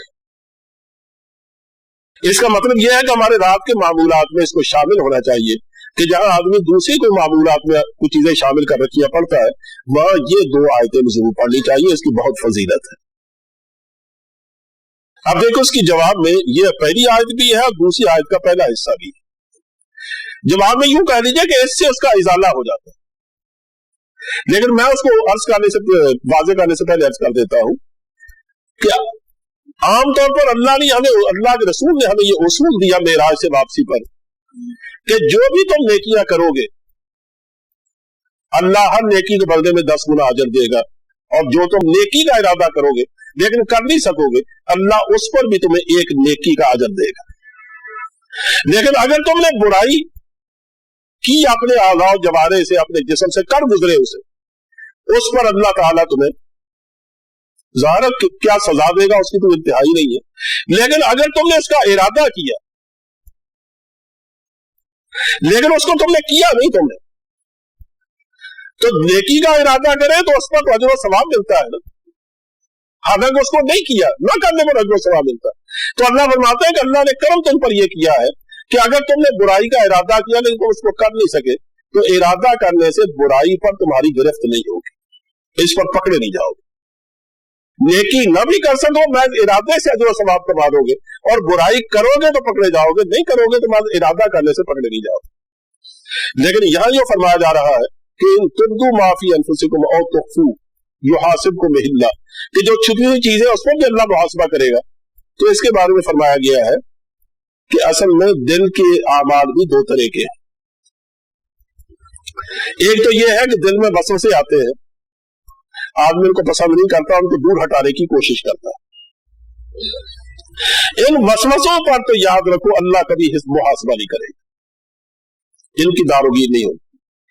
लेकिन बाद ऐसे वसवसे हैं कि जिनको आदमी इरादे की शक्ल दे लेता है और फिर उसके लिए इम्कानात पैदा करता रहता है, असबाब ढूंढता रहता है, जिंदगी गुजर जाती है। मसला आदमी फैसला कर देता है कि मैं फला आदमी को कत्ल करके रहूं, अब मौके की तलाश में रहता है, हत्ता कि मौके की तलाश में खुद कत्ल हो जाता है या जिंदगी गुजर जाती है, लेकिन वो उस आदमी को कत्ल नहीं कर पाता। तो देखो उसने उसको कत्ल किया तो नहीं ना, लेकिन ये जो उसने एक पक्का इरादा दिल में बिठा लिया था और उसके लिए कोशिश भी करता रहा, इसका हिसाब अल्लाह जरूर लेगा, इसका मुहासबा करेगा। यानी ये पुख्ता इरादे हैं, मुहासबा उनका होगा। जो ऐसे आते जाते ख्यालात हैं वसवसों की शक्ल में, उनको अल्लाह मुहासबा नहीं करेगा। आमन रसूल बिमा उनज़िला इलैहि मिन रब्बिही वल मुमिनून, इसका अजीब अंदाज है इस आयत करीमा का कि एक तो इसमें एतराफ है मुसलमानों के ईमान का, सहाबा के ईमान का। अब अल्लाह की तरफ से वो भी अर्श इलाही से भी आगे मोमिनों के ईमान का एतराफ, आप अंदाजा ही नहीं कर सकते कितना बड़ा एजाज है मुसलमानों के लिए। और उसमें सबसे पहले वही एतराफ हज़रत सल्लल्लाहु अलैहि वसल्लम के लिए किया गया। इसमें तीन बातें मैं अर्ज करना चाहता हूं। पहली बात तो ये कि इसका तर्जुमा मैं फिर करता हूं कि ईमान लाए रसूल अर रसूल अल्फलाम मार्फ दी की तरह कि इससे मुराद कौन है? मोहम्मद रसूलुल्लाह सल्लल्लाहु अलैहि वसल्लम, कि हमारे आखिरी रसूल जिनको हमने भेजा आखिरी रसूल बनाकर, वो ईमान लाए उस चीज पर जो नाजिल किया गया है उनकी तरफ, मिन रब्बिही, उनके रब की जानिब से, और ईमान लाए मोमिनीन। इससे तमाम हमारे मुफस्सिरीन ने लिखा है कि अजीब बात है कि दुनिया में जो बादशाह भी आईन और कानून दिया करता है, पब्लिक उसकी पाबंदी करती है, बादशाह उसके पाबंद नहीं होते। ये देखो कुरान करीम ने जो कानून दिया है, सुन्नत ने जो कानून दिया है, उसका देने वाला तो अल्लाह है, लेकिन उसका ऐलान करने वाले तो रसूलुल्लाह सल्लल्लाहु अलैहि वसल्लम। लेकिन अल्लाह की कुदरत की बेपनाही का या उसके अहकमुल हाकिमीन का क्या कहा जाए कि उसने पाबंदी के एतबार से रसूल को और उम्मतियों को बिल्कुल बराबर सतह पे रखा।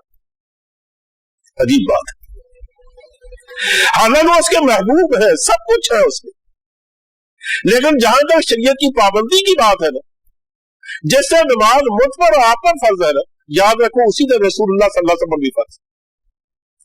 जिस तरह अल्लाह को मानना उनकी सिफात समेत हम पर फर्ज है, उसने हुजूर पर भी फर्ज। यानी जिन जिन अमाल का करना हम पर फर्ज है, वही अमाल का करना हुजूर पर भी फर्ज। अलबत्ता हम ये देखते हैं कि बाद मामलात हुजूर की खुसूसियात बना दी गई है तो उनका ऐलान भी कर दिया गया, और बाद मामलात में हमें तो सहूलत दी गई है, हुजूर पर ज्यादा पाबंदियां लगाई गई।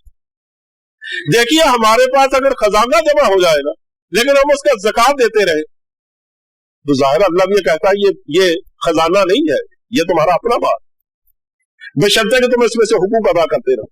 लेकिन अल्लाह के रसूल का हाल क्या था कि सारी जिंदगी ज़कात फर्ज होने में नहीं आई, क्योंकि घर में आपने कभी एक अशरफी न छोड़ी। हम 5 नमाजें पढ़ते, हुजूर 8 नमाजें पढ़ते थे, और तहज्जुद आप पर फर्ज कर दी गई।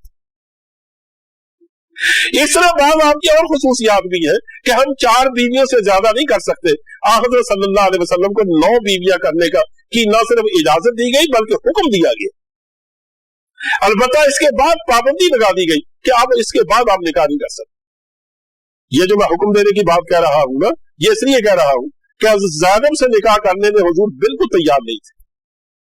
حضرت زید بن حارثہ نے ان کو طلاق دے دی، تو چونکہ وہ آپ کی بہو رہ چکی تھی تو پہلے زید بن حارثہ آپ کے منہ بولے بیٹے تھے. اللہ نے منع کر دیا کہ کوئی آدمی کسی منہ بولے بیٹے کو بیٹا مت کہے، وہ بیٹا اپنے باپ کا. پہلے ان کو زید بن محمد کہا جاتا تھا، اب ان کو زید بن حارثہ کہا جانے لگا. پابندی لگا دی کہ لے پالک بچے بیٹے نہیں ہوتے. اب ظاہر جب وہ بیٹے نہ رہے تو ان کی بیوی بہو نہ رہی.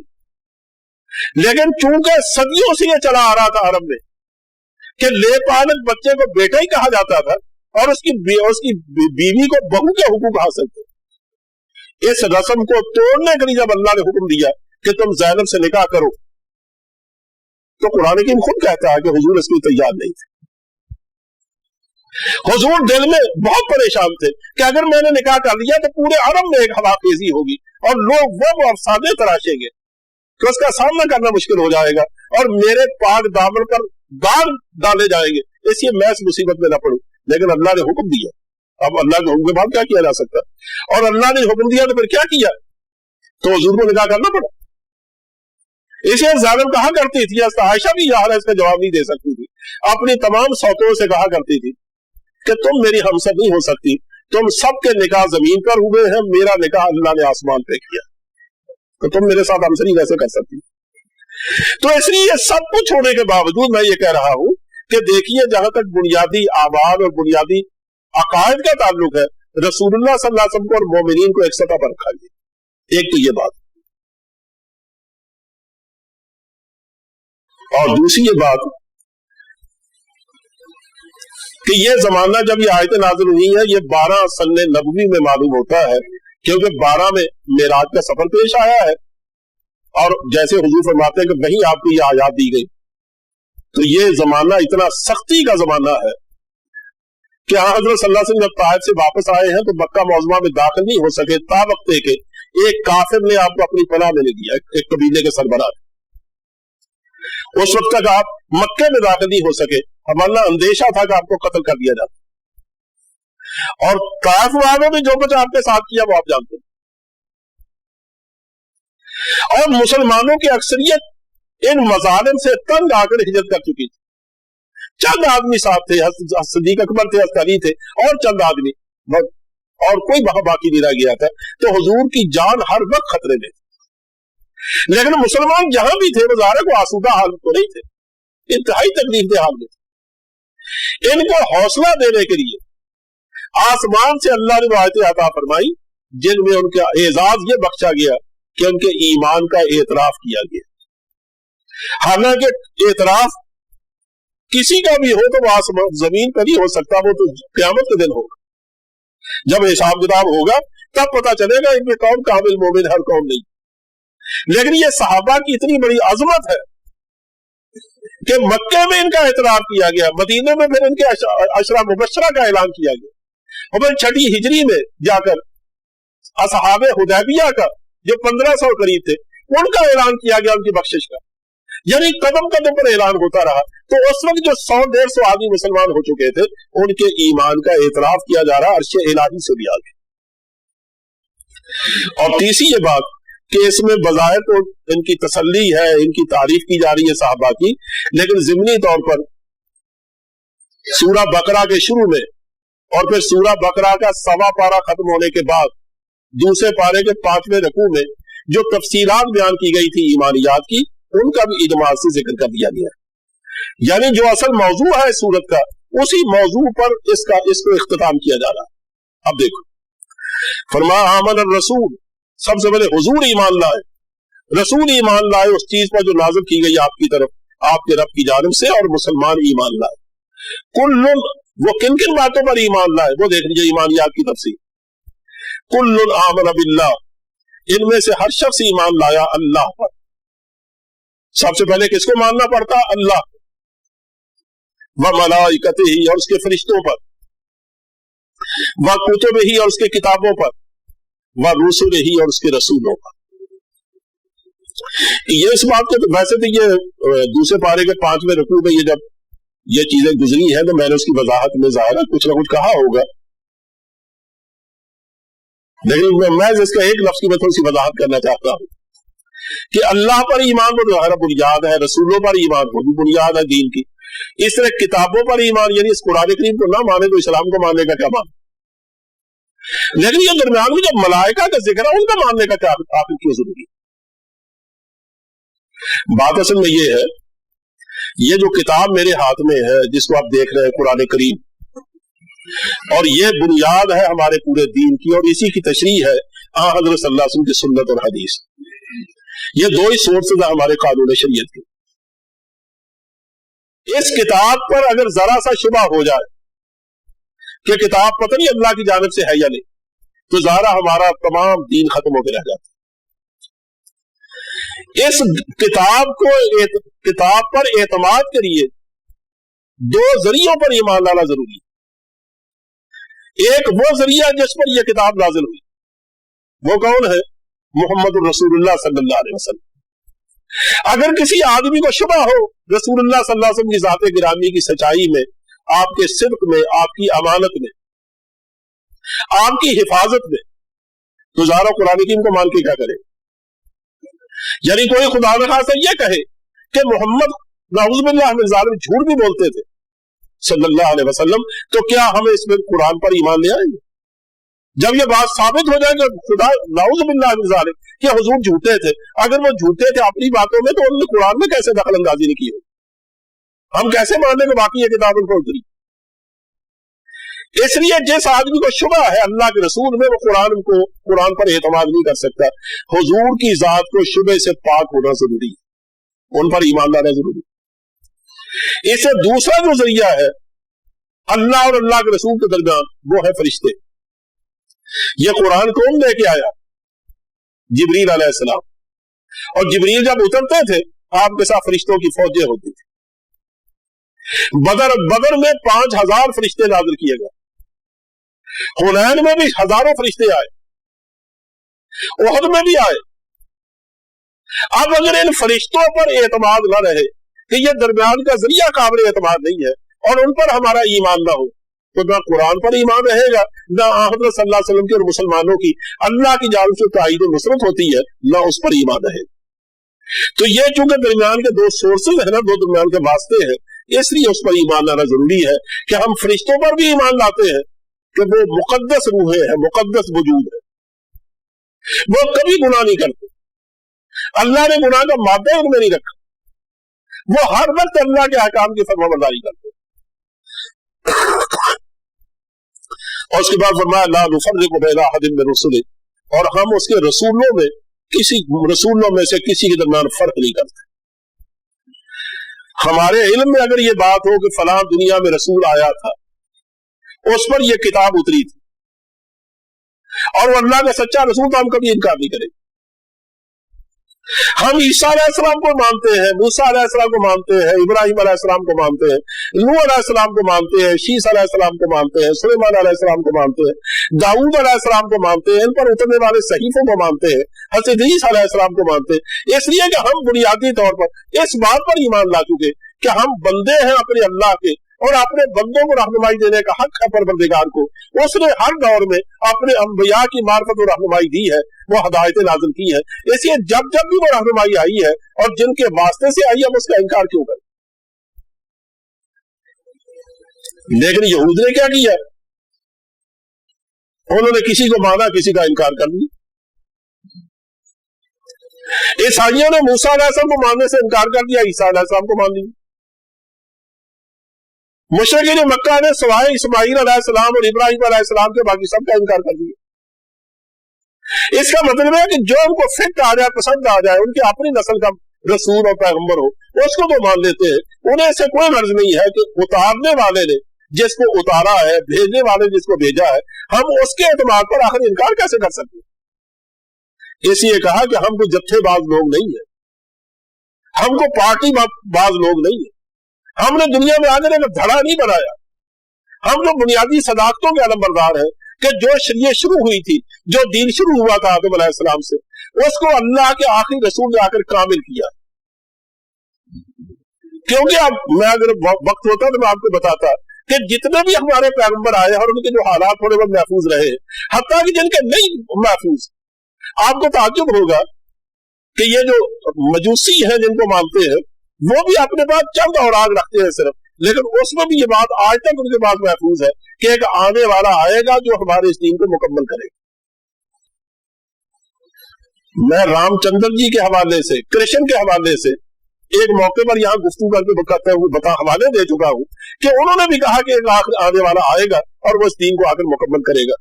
یہی بات عیسیٰ علیہ السلام نے کہی، یہی بات موسیٰ علیہ السلام نے کہی۔ وہ آنے والا آیا تو اس نے آ کر اس کو مکمل کیا، اور صرف مکمل ہی نہیں کیا بلکہ پہلی جن باتوں کو وہ بدل چکے تھے اس کی اصلاح کی، جن احکام کو منسوخ کرنے کی ضرورت ہے ان کو منسوخ کر دیا، جو نئے احکام دینے تھے وہ نئے احکام دیے۔ ہم ان تمام انبیاء کو، ان کی کتابوں کو مانتے ہیں، لیکن ان پر عمل اس لیے نہیں کرتے کیونکہ وہ عمل کرنے کے قابل نہیں رہی۔ اب ایک کامل مکمل شکل میں قرآن کریم اور آخری رسول آ گیا ہے تو یہ ان تمام سرمایہ کو لیے ہوئے آیا ہے پوری جامعیت اور کاملیت کے ساتھ، اس لیے ہم اس پر ایمان لاتے ہیں اور اس پر اس کی ہدایت پر عمل کرتے ہیں۔ وقالوا سمعنا واطعنا، یہ تو ہے ہماری ایمانیات۔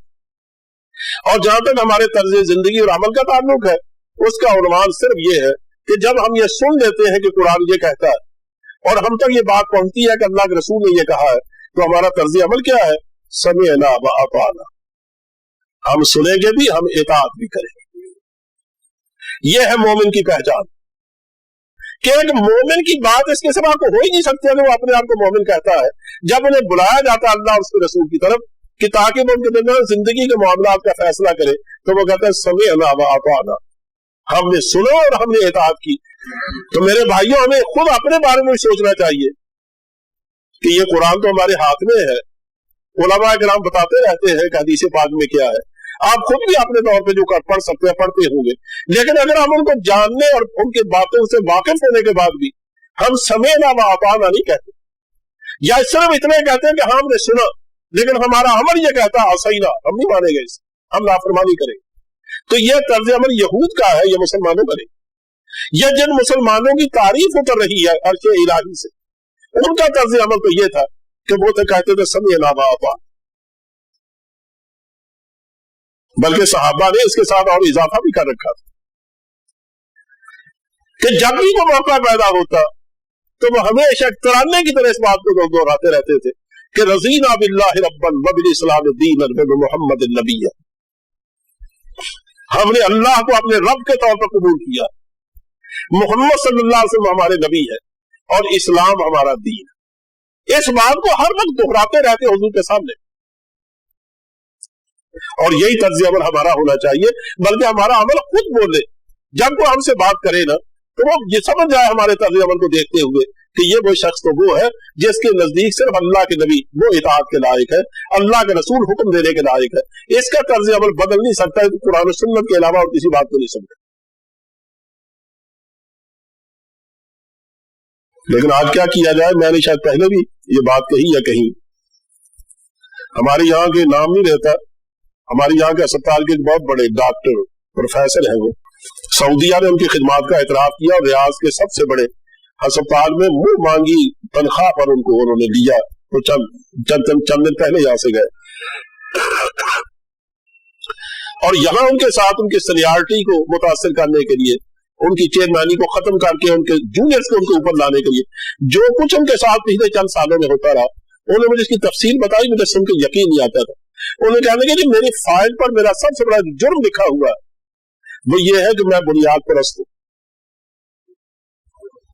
میں اسلام کے معاملے میں کمپرومائز نہیں کرتا،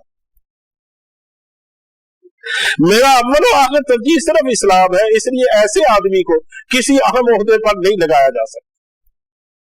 آپ بتاؤ، یعنی جو چیز ہماری بنیاد تھی نا، اور ٹھیک ہے جن لوگوں نے ہمارا نام بنیاد پرست رکھا، اللہ بھلا کرے ان کا، ہم بنیاد پرستی تو ہے، اگر ہم اپنی بنیادوں کو کھو دیں، بنیاد کیا ہے؟ کلمہ طیبہ، نماز، روزہ، حج، زکات، یہ 5 ہمارے ارکان ہیں، کیا آپ چھوڑ دیں اسے؟ وہ کہتے ہیں یہ میرا جرم بن گیا،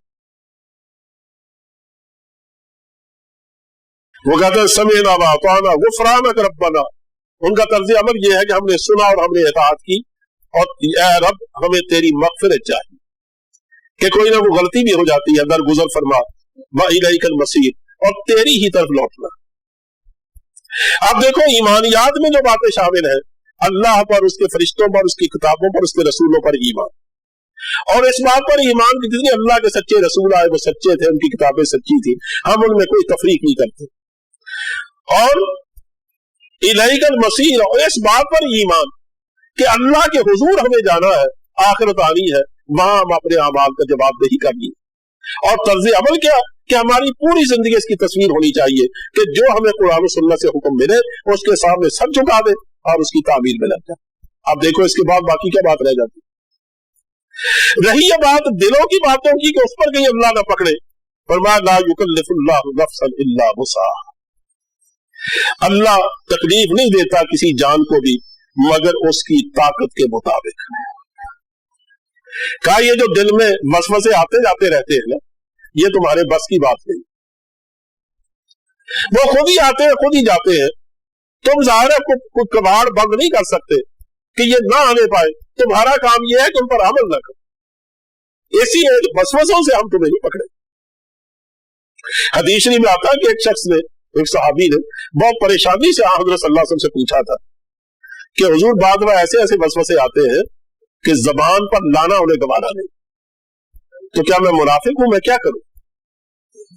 तो आपने फरमाया कि तुम क्या करते हैं जब वसवसे आते? कहा कि मैं उनको कोशिश करता हूं धक्के दे के दिल से निकालने की कोशिश करता, यानी एक कश्मकश जारी रहती है कि मैं अपने दिल से निकालूं। तो आपने मुस्कुरा के फरमाया कि ये कश्मकश यही तो ईमान है। वो किसी का शेर है कि खबर तुझको नादान इतनी नहीं है, वसाविस का आना के लाना बुरा है। वसाविस का आना बुरा नहीं है, उनका लाना बुरा है। वो आए तो हमें नफरत से उनको धक्के देकर निकालना चाहिए। ये जो कश्मकश है बस इसको ईमान कहते हैं। आहिस्ता आहिस्ता आदमी कभी कामयाब हो जाता है, फिर बस उसे शिकस्त खा जाते हैं, और जो कामयाब नहीं होता वो शिकस्त खा जाता है। तो कहा अल्लाह ने किसी को भी तकलीफ नहीं दी जो उसकी हिम्मत के मुताबिक ना हो। तुम चूंकि ये हिम्मत ही रखते हो कि वसवसों को रोक दो, इसलिए हम इसमें बात को नहीं करेंगे। लहा मा कसबत व अलैहा मा कसबत, तुम्हारी बात उसकी बुनियाद किस बात पर है? ईमान के बाद तुम्हारे आमाल पर।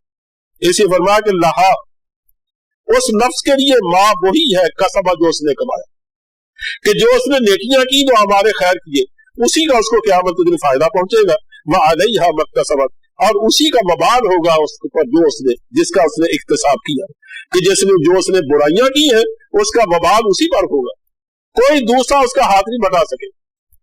यानी हर आदमी अपनी नेकी और बुराई के बारे में खुद जवाब दे। वला तज़िरु वाज़िरतुन विज़रा उख़रा, कोई बोझ उठाने वाला दूसरे का बोझ नहीं उठाएगा। क़यामत के दिन बेटा नहीं पकड़ा जाएगा बाप की जगह, और बाप नहीं पकड़ा जाएगा बाप बेटे की जगह।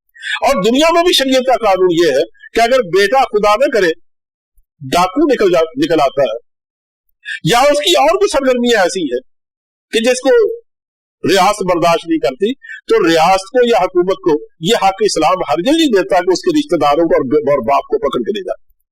ये जो हमारी यहाँ एक तरीका बन गया ना हमारी पुलिस का, कि जब किसी को पकड़ना होता है वो भाग जाए तो घर वालों को पकड़ लिया जाए।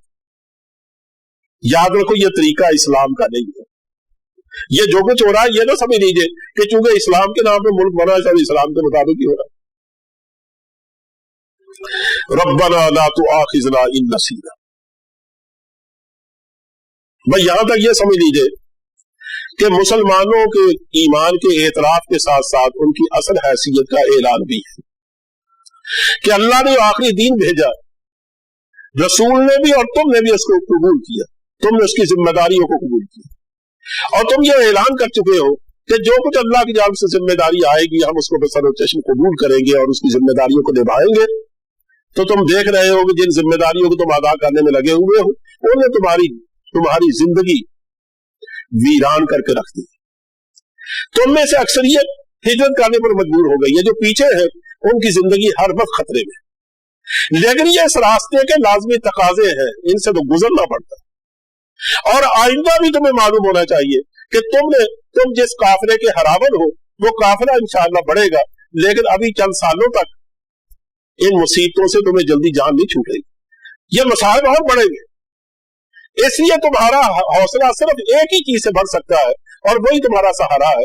वो क्या है कि जब भी कभी मसाइब बढ़े तो अपनी अल्लाह से मदद मांगो। इसमें मुसलमानों को हौसला दिया गया है और मदद मांगने की तलकीन की गई है। और साथ ही ये बात कि अपने आमाल के बारे में कभी भी लापरवाह ना होना और अपनी नेकियों के बारे में कभी खुद पसंद ना होना। जिस नेक आदमी में ये बात पैदा हो जाए ना कि मैं तो बहुत नेक हो गया, समझ लीजिए उसका जवाल शुरू हो गया। ये मशहूर जो नात खातून का जो नात गो शायर गुजरे हैं मौलाना जामी, वो अपने दौर के बहुत बड़े आलिम भी थे और बहुत बड़े अल्लाह वाले भी, मजाज थे, बैठ भी देते। एक आदमी के पास आया, मैं कहा जी कि मेरे साथ अजीब हाल है कि मैं जब तक हज पे नहीं गया था हर वक्त मैं अपने सर पर एक नूर देखता था। अब जब मैं हज करके लौटा हूं तो नूर खत्म हो गया, हालांकि उसमें इजाफा होना चाहिए। तो मौलाना जामी ने फरमाया कि बात असल में ये है कि जब तक तुम हज पे नहीं गए थे ना, तुम अपने आप को गुनाहगार समझते थे और हर वक्त अल्लाह से इल्तिजा करते रहते, उसके सामने आजिज़ी का इजहार करते, इबादत में दुआओं में कसरत करते।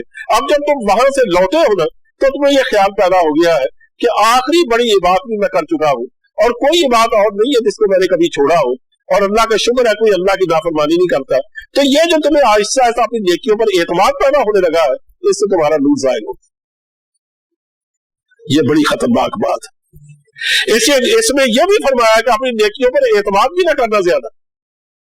तुम्हारा असल सहारा मसाइल में भी और सुरखरू होने में भी अल्लाह की जात पर है, उससे मांगते रहना, यह तुम्हारा असल सरमाया।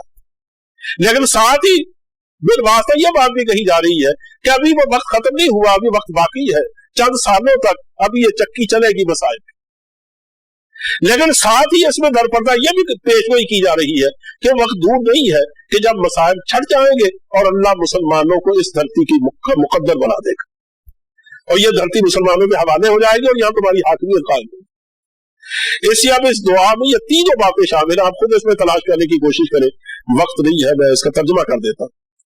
रब्बना, हमारे रब, ला तुआखिज़ना इन नसीना, हमसे मुआखजा न कीजिए अगर हम भूल गए, और अख्ताना, या हमसे गलती हो गई। देखो अगर आदमी भूल कर कोई गलत काम कर बैठे ना, आप मसलन रोजे में भूल के पानी पी ले, खा ले, याद ही ना रहे रोजा, तो रोजा नहीं टूटता। इसलिए आदमी गलती से समझता हूं कि मैं कर कुछ रहा हूं लेकिन कर कुछ बैठे, जैसे खतरे खता होता है, तो उसमें भी गुनाह नहीं होता।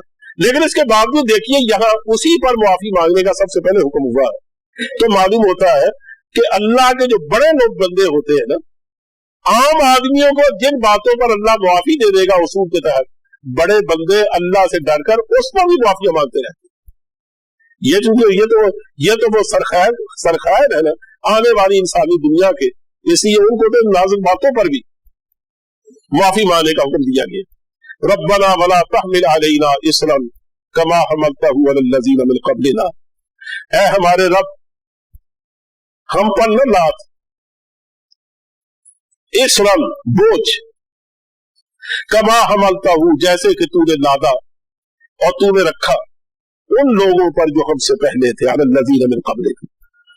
इससे मुराद ये है कि यहूद ने जो मुसलसल सरकशी का रवैया इख्तियार किए रखा, तो अल्लाह ने उनकी शरीयत में बाज पाबंदियों को बढ़ा दिया उनकी सरकशी के इलाज के लिए। लेकिन और सरकश होते चले गए, फिर अल्लाह के अजाब के मुस्तहिक ठहरे। बस देखिए कि हमारा कपड़ा अगर पलीद हो जाता है तो हम कपड़ा धो लेते हैं, पाक हो जाता। उनको हुक्म था कपड़ा अगर पाक करना है तो उतना हिस्सा काटना पड़ेगा, धोने से पाक नहीं होगा। हत्ता कि जिस्म पर अगर पलीदी लग जाती तो उसको छुरी से छीलना पड़ता था, धोने से पाक नहीं होता। जिन जानवरों को ज़िबा करते थे तो जितने भी नाखून वाले जानवर थे उनके जिस्म की हर तरह की चर्बी उन पर हराम कर दी गई थी और भी इस तरह की बहुत सारी पाबंदियां जो उन पर लगाई गई थी।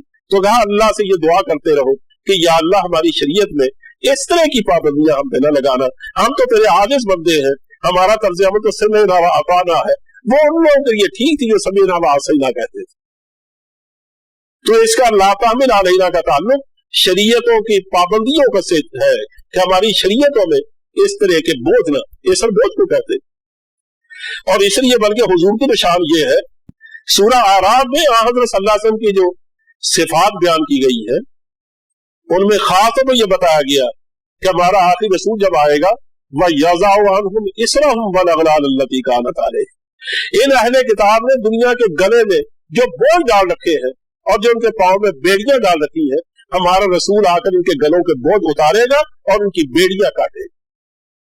وہ تو بیڑیاں کاٹنے کے لیے آیا جنہوں نے رسم و رواج کی بیڑیاں اپنے پاؤں میں ڈال رکھی اور جو اس طرح کے بوجھ انہیں اپنے گلے میں ڈال دیے۔